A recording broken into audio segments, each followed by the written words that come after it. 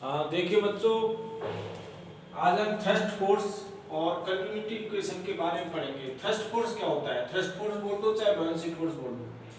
देखो, buoyancy force क्या होता है? जब किसी ऑब्जेक्ट को किसी लिक्विड के अंदर डिप कर देते हैं तो लिक्विड पर, तो ऑब्जेक्ट पर लिक्विड के द्वारा एक ऊपर की तरफ फोर्स लगता है, जिसे थ्रस्ट फोर्स या बायोन्सी फोर्स कहा जाता है, जिसका मैग्नीट्यूड कितना होगा।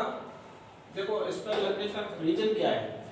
ये जो ऑब्जेक्ट है, ऑब्जेक्ट का बॉटम के नीचे जो प्रेशर है वो P2 मैंने माना है, और टॉप के ऊपर जो प्रेशर है वो P1। यहाँ पे P1 प्रेशर लगेगा लिक्विड का, और इस बॉटम पर ऊपर लगेगा P2 प्रेशर। P2 की वैल्यू P1 से ज्यादा होती है। किसकी? P2 की वैल्यू।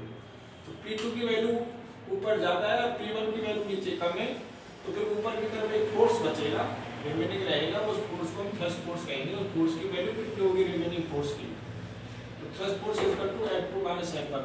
तो P2 की वजह से ऊपर की तरफ F2 लगेगा और P1 की वजह से नीचे की तरफ F1 लगेगा। तो F2 minus F1 equal to F2 की वैल्यू होगी प्रेशर इनटू एरिया। तो F2 के लिए प्रेशर कितना है? P2। एरिया बॉटम का A है, ऐसे F1 प्रेशर, F1 ऊपर से लग रहा है, ऊपर की फेस पे, तो F1 लगेगा P1 की वजह से। P1 इनटू ऊपर का टॉप का भी एरिया ये लेके चले हैं, जितना बॉटम का उतना टॉप का। तो F1 की वैल्यू P1 है, F2 की वैल्यू P2 है, ये कॉमन ले लिया हमने। तो P2 की और P1 की वैल्यू कैसे लिखेंगे? देखो, एयर का प्रेशर मैंने P0 माना है। जब टॉप की डेप्थ है इस लिक्विड की सरफेस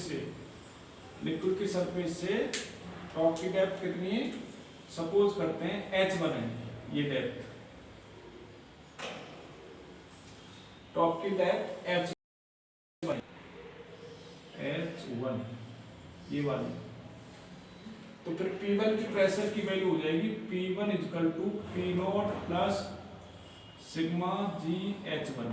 सिग्मा इस लिक्विड की डेंसिटी है, जैसे वाटर है तो वाटर की डेंसिटी है, और कोई लिक्विड है तो उस लिक्विड की डेंसिटी। तो ये P1 की वैल्यू कितना? एयर का प्रेशर प्लस सिग्मा GH। ये सिग्मा GH इंक्रीज हो जाता है, ये आपको याद रखना है। ऐसे P2 की वैल्यू कितनी? बॉटम पे है, तो बॉटम की डेप्थ कितनी है लिक्विड के अंदर? H2।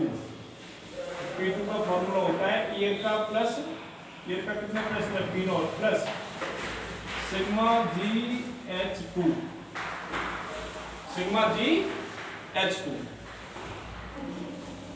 ठीक है बच्चों, तो P2 की वैल्यू हमने पुट कर दी P0 plus sigma GH2, P1 की P0 प्लस सिग्मा GH1। अब P0 से P0 कट, सिग्मा G हम कॉमन ले लेंगे, तो H2 minus H1। H2 minus H1 क्या है? ये H2 है, ये H1 है, तो ये H2 माइनस H1 ऑब्जेक्ट की हाइट बच गई, तो H2 माइनस H1 ऑब्जेक्ट की हाइट हो गई H। फिर एरिया इनटू H, ऑब्जेक्ट का cross section area into height object की, तो ये ऑब्जेक्ट का वॉल्यूम हो गया। तो ऑब्जेक्ट का वॉल्यूम V लिख दिया मैंने।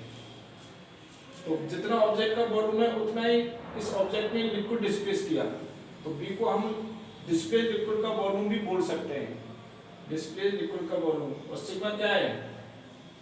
लिक्विड की डेंसिटी, तो डिस्प्लेस लिक्विड की डेंसिटी, ये डिस्प्लेस लिक्विड का वॉल्यूम, तो ये मास हो गया डिस्प्लेस लिक्विड का। तो डिस्प्लेस लिक्विड का जो मास है उसको मैंने m बेस में l लिख दिया, तो इनटू g है। तो बताओ थ्रस्ट फोर्स का फॉर्मूला क्या निकला? Mass of displace liquid into g। Thrust force को थ्रस्ट फोर्स बोलो चाहे बायोन्सी फोर्स बोलो, तो इसको मैंने b से डिनोट कर दिया। तो ये क्या चीज है? Weight of displaced liquid. तो डिस्प्लेस्ड लिक्विड का वेट, क्योंकि g से मल्टीप्लाई है इसलिए मास वेट बन गया। तो ये फॉर्मूला आपको याद होगा, याद रखना है आपको। Buoyancy force equal to displaced liquid का wait.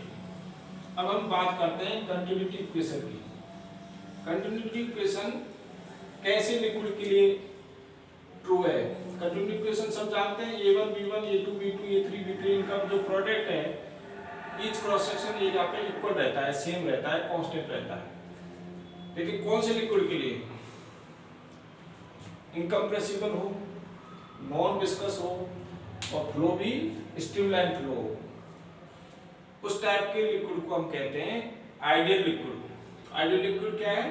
Non viscous, streamline flow और इनकम्प्रेसिबल, मतलब कंप्रेस नहीं किया जा सके, तो उस लिक्विड को हम आइडियल लिक्विड कहते हैं।